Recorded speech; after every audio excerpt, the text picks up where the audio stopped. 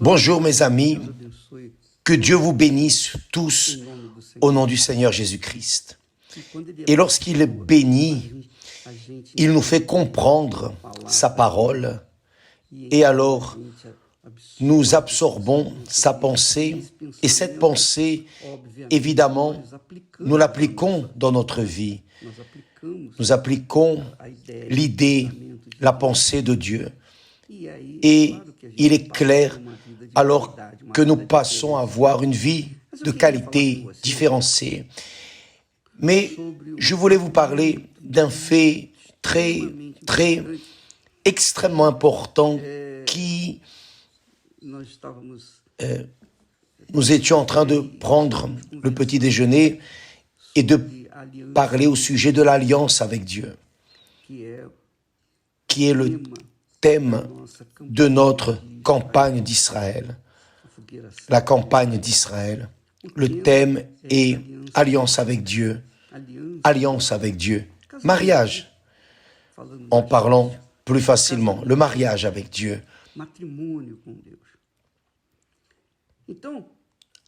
Alors, vous vous rappelez, vous avez dû voir dans le feuilleton Genèse, lorsque Tamar s'est habillée en prostituée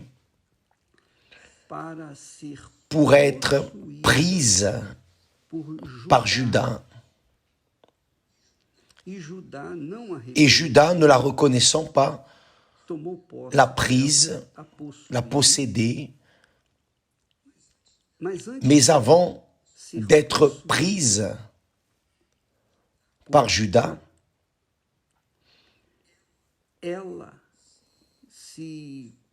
elle s'est transformée, c'est-à-dire elle s'est faite de prostituée pour l'attirer parce que Juda ne voulait pas assumer le compromis qu'il lui avait donné. Juda s'était compromis envers elle, mais il a failli, il n'a pas donné son fils comme son mari. Et elle avait cette espérance, cette foi qu'elle entrerait dans la famille d'Abraham.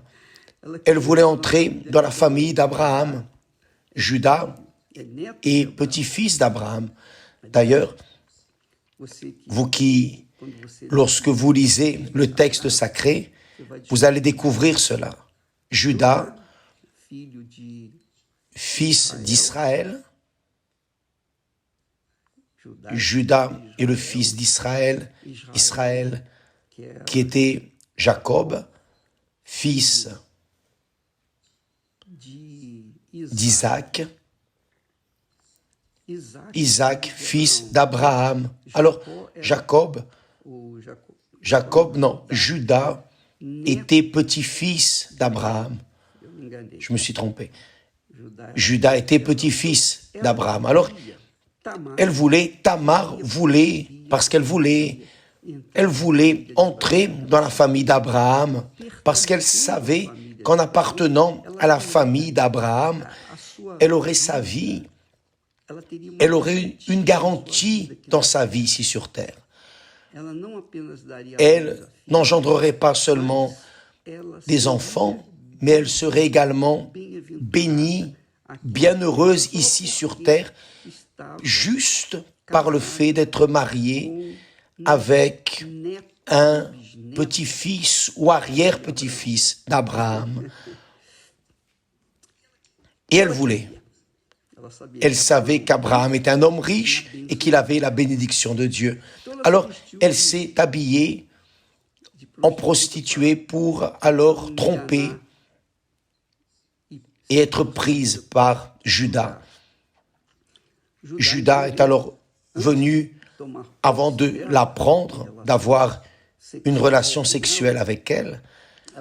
Elle a dit ainsi, je veux un gage. Je veux un gage. Parce que je ne vais pas donner mon corps gratuitement. Alors, lui alors a dit, mais quel gage? Je n'ai rien ici maintenant. Alors elle a demandé comme gage le cachet, le cordon et le bâton de Judas. Chacun a un symbole, typifie quelque chose, une représentativité, le cachet, le cordon et le bâton. Trois choses fondamentales dans la vie de Judas. Bien, nous savons, l'histoire enregistre dans la généalogie du Seigneur Jésus que Tamar est venue faire partie de la généalogie du Seigneur Jésus. Vous lisez dans le Nouveau Testament, vous allez voir que dans la généalogie de Jésus, il y a le nom de Tamar. Vous voyez, elle s'est habillée, elle s'est faite comme prostituée pour posséder, ou plutôt pour être possédée par un homme qui viendrait la faire entrer dans la famille d'Abraham. C'est-à-dire, je ne vais pas entrer ici dans la question si elle devrait ou non faire cela, si elle devait ou non tromper Judas. Mais ce qui importe, c'est que l'apôtre Paul parle, dit que nous, chrétiens, même si nous n'avons aucune relation avec Abraham physiquement, même si nous n'avons aucun lien, aucune relation physique avec Abraham et sa descendance, mais quand nous abandonnons notre cœur, notre âme au Seigneur Jésus, il donne, quand le Saint-Esprit prend possession de notre être, lorsqu'il nous possède, il nous donne, Jésus nous donne le Saint-Esprit comme le gage de mariage, d'union avec lui.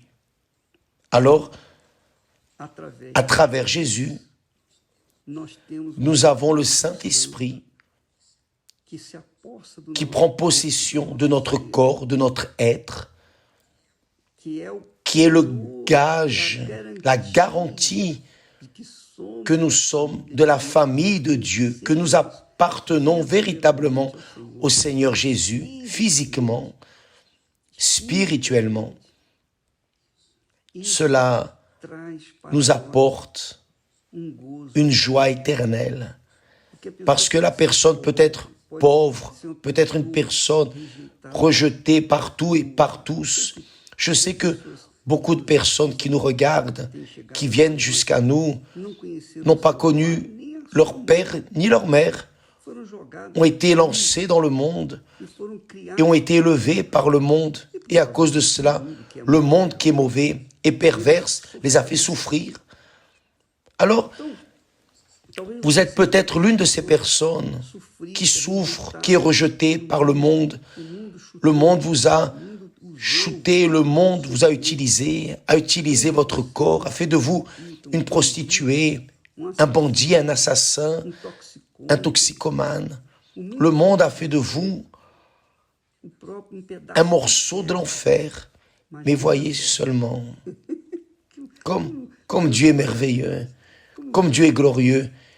Quand il a envoyé Jésus, la garantie de notre salut, quand nous donnons notre cœur à Jésus, parce qu'il nous a rachetés avec son âme, avec son sang, alors quand nous remettons notre cœur à lui, notre âme, alors il nous donne le Saint-Esprit. Le Saint-Esprit est le gage. Il est le gage du Fils de Dieu, qui est Jésus, comme garantie de notre salut.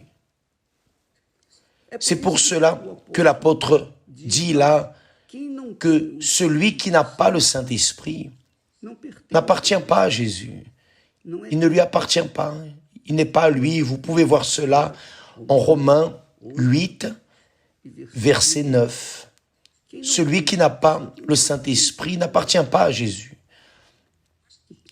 Mais celui qui a le Saint-Esprit a la garantie d'être de la famille de Dieu. Alors Dieu est Père, Dieu est Fils, Dieu est Saint-Esprit, et vous aussi, vous êtes fils, fille. Vous devenez son fils, sa fille. Même si le monde a fait de vous un rien, vous êtes une créature, vous devenez une créature de Dieu. Et évidemment, à cause de cette possession que le Saint-Esprit prend de vous, obligatoirement, vous commencez à avoir une vie différente de la vie des autres qui ne sont pas enfants de Dieu, qui n'ont pas le gage, qui n'ont pas la garantie du Saint-Esprit. Pensez-y. Alors, dans cette campagne d'Israël, donnez priorité à ce gage, le gage, la garantie que vous êtes de Dieu. Vous allez donner votre corps pour être possédé par le Seigneur Jésus. Et le Seigneur Jésus, comme gage, comme garantie, donne son esprit. C'est très glorieux. Demain, nous en parlerons plus à ce sujet. Que Dieu vous bénisse au nom du Seigneur Jésus. Amen.